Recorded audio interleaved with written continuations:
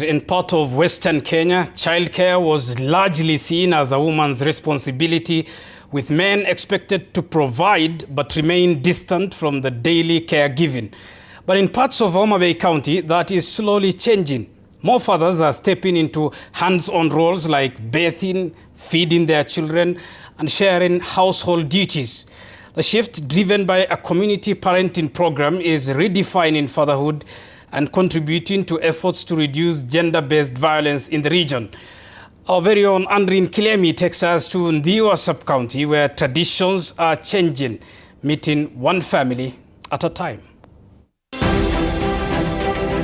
In the remote village of Kodiera, Homa Bay County, 29-year-old Calvin Owino gently squeezes water from a bathing cloth into a basin.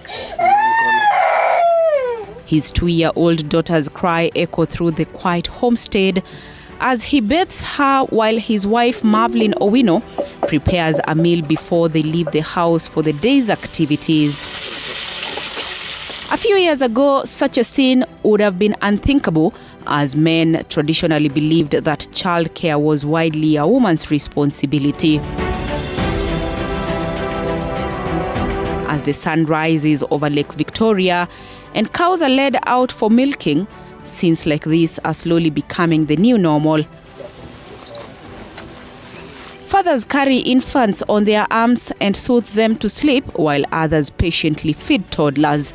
This shift, however, did not happen overnight.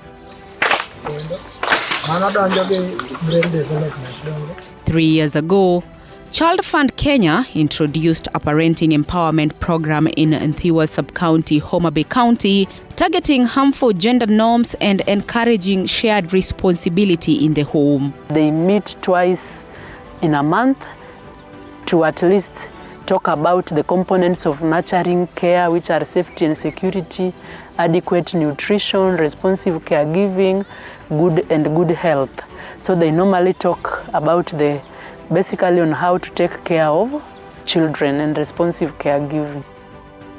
When the program began, out of 360 caregivers enrolled, only one was a man. Today, more fathers are not only attending the sessions, they are also applying the lessons back home. Mama akipata kibarua nje atoke asubuhi,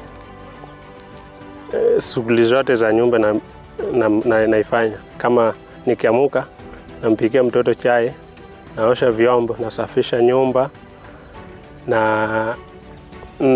namwosha, namlinda asiende kwa moto ama shimo, asiumie. Nikirudi nipata amefanya kila kitu kwa nyumba, ameosha mtoto, amekuwa msafi, hata nakuwa na furaha sana na yeye. Mapenzi yetu inaongezeka kwa nyumba. For men like Calvins who have embraced change, the transition has not been without resistance. Akiosha vyombo anasema huyu mwanamke wake amemshinda, vitu kama hizo anamchekelea. Mtu akiona akiosha mtoto anasema mbona anaosha mtoto na mwanamke wake amekaa. Wengine wananiita mama, wengine wananiita mbachi.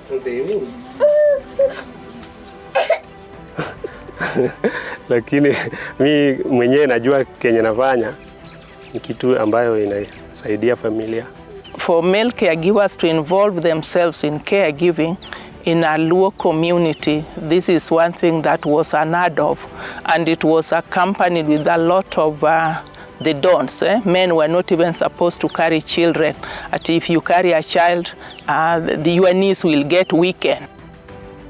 According to the latest Kenya Demographic and Health Survey, about 54% of women aged 15 to 49 in Homa Bay have experienced physical violence in their lifetime, and 23% have experienced sexual violence.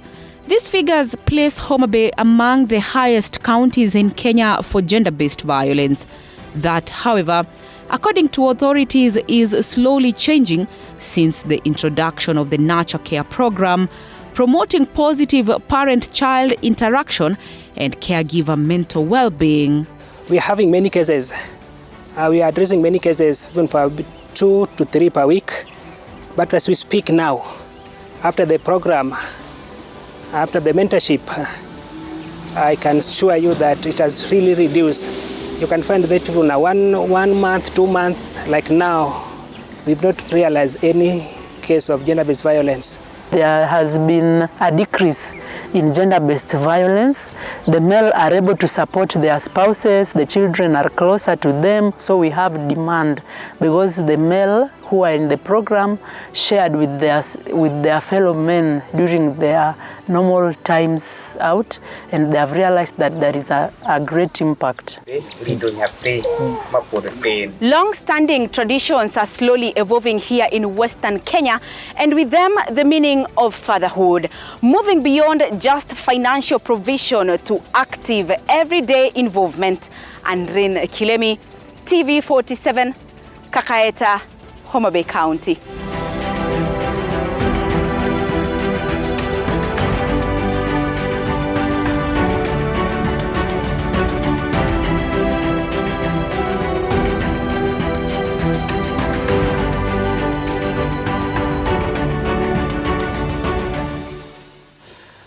And indeed, the rigidity of culture stretched to the limit and torn apart. Thank you, Andrin Kilemi, for